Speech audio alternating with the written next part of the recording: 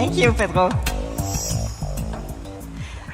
Well, so I wanted to talk about the collaboration between corporates and startups, and I strongly believe that innovation is coming from mixity of culture, and so that the collaboration between startup and corporates is a very good way to innovate.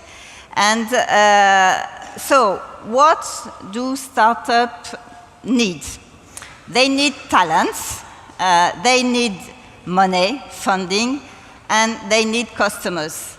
And so, as they need talents, corporates, what we can do, we can expose our APIs, which is a way to accelerate the development for startups. And we had a very good example with the challenge 1 hour ago of how we can work with developers to accelerate their development. So for Orange, we have a platform and expose our APIs through Orange Partner. The second way is investment, and more corporates are investing in corporate venture. And we have here Jan Kandelman from Orange Digital Venture. Last way to help startups scale up is acceleration program. And so acceleration program dedicated to startups which already have a product or service developed, and we help them through this acceleration program to scale up and reach the market faster. So what is proposed during those acceleration program is, of course, co-working spaces, also mentoring sessions, demo days, where they can pitch in front of investor, VCs, and a strong collaboration and close work during the acceleration program with business units to have a partnership by the end of the program. And it's a win-win program, both accelerating innovation for the corporate customers and accelerating the growth of the startups. And what I wanted to point out here is that it's also, innovation is impacting often different industries. It's a cross-industry. And so that really makes sense to accelerate startups together, different corporates coming from different industries, accelerating startups together.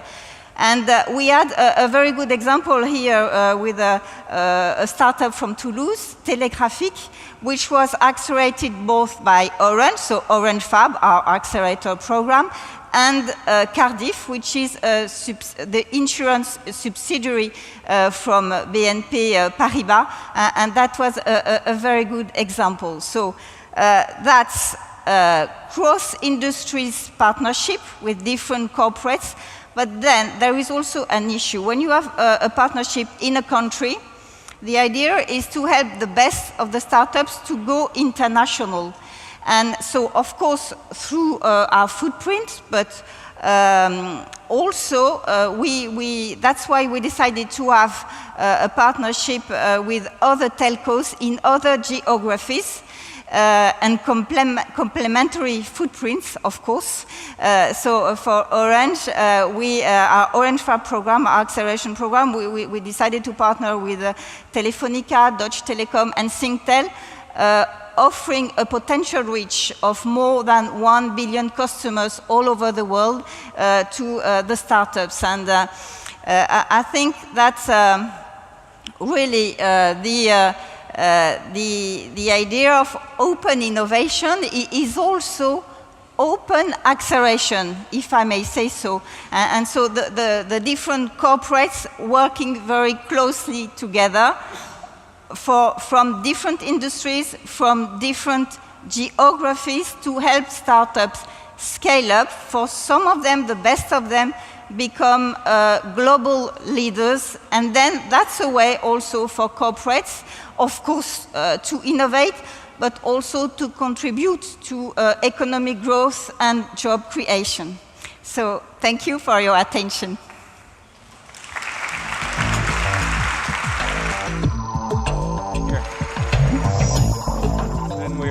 After we're going to have a very short discussion.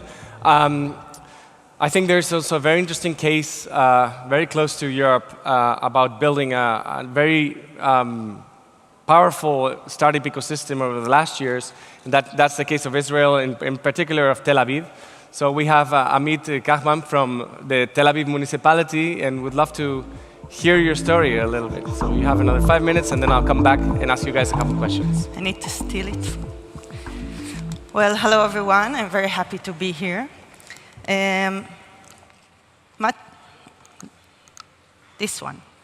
Matthew already used the card of his picture as a child, but this is me. I grew up in the desert, and when I turned 21, I understood I need to leave the south of Israel to fulfill my ambitions and aspirations, and that's when I decided to move to Tel Aviv. Let me tell you a bit about Tel Aviv. Tel Aviv is the business center of Israel, the second largest economy in the Middle East. It's the cultural center of Israel. We have about 60 cultural events every day happening in the city. And as the New York Times referred to us, we are the Mediterranean capital of cool. Except from that, we have 3 values that we try to encourage in the city that Richard Floyd identified as the 3 T's. First of all, talent. Tel Aviv attracts a lot of talent people to the city, actors, musicians, and all those kinds of professionals, and gives them a lot of public spaces to work from and to show their work. Next thing, technology. You all know the startup city.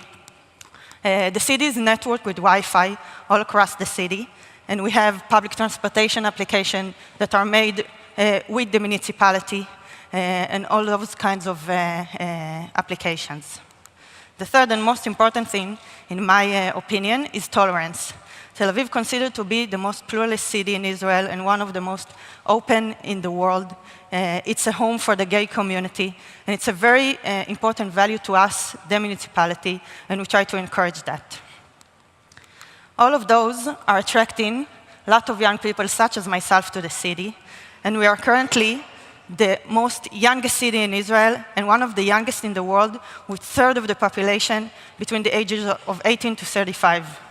In one hand, it's very, very good, and it makes a very cool city. But on the other, young people need to have the ability to live in the city. And all of the things I told you about Tel Aviv makes her a very, very crowded and very expensive city to live in. So what we are trying to do now, talk about the ecosystem of Tel Aviv. We have 1,200 startups in the city and more than 50 hubs, accelerators, incubators, and other programs. So the municipality, what she is trying to do to help the ecosystem continue growing in the city, which, as I said, a very expensive city, and the ecosystem is full with young entrepreneurs. She's doing it with all kinds of ways. First of all, create co-working spaces. This is the library. I'm the manager of the library. The library is part of 3 co-working spaces around the city that are managed by the young adult unit. We have a special unit in the municipality who deals with those kinds of young people in the city. We give them co-working spaces in a very affordable prices, and we serve hundreds of entrepreneurs each year. One more thing that the municipality tries to do is create platforms for innovation. As I said, free Wi-Fi across the city. We try to reduce city taxes for entrepreneurs and for startups companies so they will be able to work from the city. We create startup visas. We just launched it with the government. And we try to encourage students from other countries to come and work in the startup industry in Tel Aviv. One more thing is we initiate and host a lot of international events in the city, such as DLD Tel Aviv, Open Startup, and next September we are hosting Tel Aviv City Summit. I hope you all be there. So this is the last thing I want you to think about. Tel Aviv basically, it's a fun city. Most of the young people, most of the young entrepreneurs, they don't need a reason to come to Tel Aviv, but they need us to help them stay in the city, work from the city, give them the platforms and the infrastructure so they will be able to work from this expensive and very crowded city. So we try to find them where they want to be, in the beach, give them all the infrastructure they need over there. And we hope we are managing to do that. Thank you.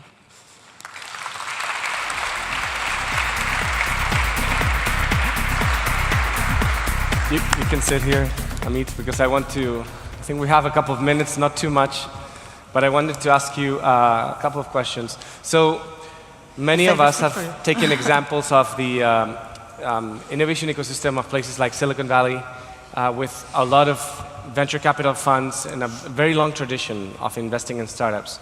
We know this is not replicable in other parts of the world, and probably government and big corporations will need to take a very important role in the investing in startups ecosystem in other cities or in other places like Europe or Israel.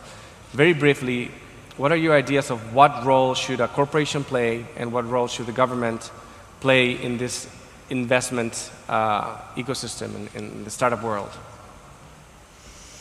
Well, I think that already corporations and governments are supporting the startups in the different countries. And for example, in France, we have this bright initiative, French Tech, which I think is a very good initiative. And we see that through this initiative, it's catalyzing all the energies in the different cities. And so energies from public, but also for corporates, really to help startups scale up. And there is also this idea to help them to go international. And I think that's a good example, this French Tech initiative, of how public sector can initiate something, so this French Tech initiative, and then bring all the corporates together to boost this initiative. I'd like to be a little more concrete, so if you could give me some do's and don'ts for a corporation with a startup, for example. What a corporation should do and what it shouldn't do when working with a startup. Well, the cultures are different between a corporation and a startup, of course. The time of decision making is not the same. The means are not the same, and so I think that it's important to have maybe within the corporates an interface, and that's what I'm doing within Orange. In fact, the interface between the startups and the group to be in fact the translator, if I may say so, because evangelist, really, like an evangelist, an ambassador. Only, yes, ambassador, advocate, also to make things really simple for the startups to work with the corporate. Amit, in your case, we've seen huge examples like Better Place, many other co-financed funds in Israel popping up over the last years. What are your suggestions or your ideas? I think our main role is to remove barriers, to give them the platforms they should use in able to create their ideas. Bureaucracy is very difficult, and we need to help them remove the bureaucracy as much as we can. The government shouldn't be a player in the ecosystem. She should be the roof for the whole ecosystem. If she will be a player, the game won't be equal. So our role is just to help the ecosystem grow and evolve in ways of, as I said, removing the barriers and giving them all the infrastructures and platforms they need. In the case of Israel, there's something I find really interesting, that many governments, when they fund companies, they say, we will fund you, but don't do business in other places because we don't want to lose you. And in Israel, it's a very small country. You guys have in your head that any company that wants to grow big needs to go somewhere else. Yeah. So they need to conquer the world, right? So there's an international vision from the beginning of the investment, even at a municipal level. Yeah, we understand that our way of attracting them is by helping them go out to the world and not by stopping them from doing what they need to do. Because, as you said, Israel is a very small market. Most of the users of most of our startups are not even in Israel. From day one, they reach out to Europe or to the United States. So we need to help them do that. If we'll stop them, they won't come to us. Well, I think I speak in the name of many entrepreneurs who would like to say that we're very happy to see governments and large corporations concerned and interested in the world of startups, and that they need to be treated very carefully because they're very fragile, but they have a huge potential to change our economies. So we'd love to set this example for many other governments and many other large corporations, and we want to thank you for both for being here. Thank you. Thank you.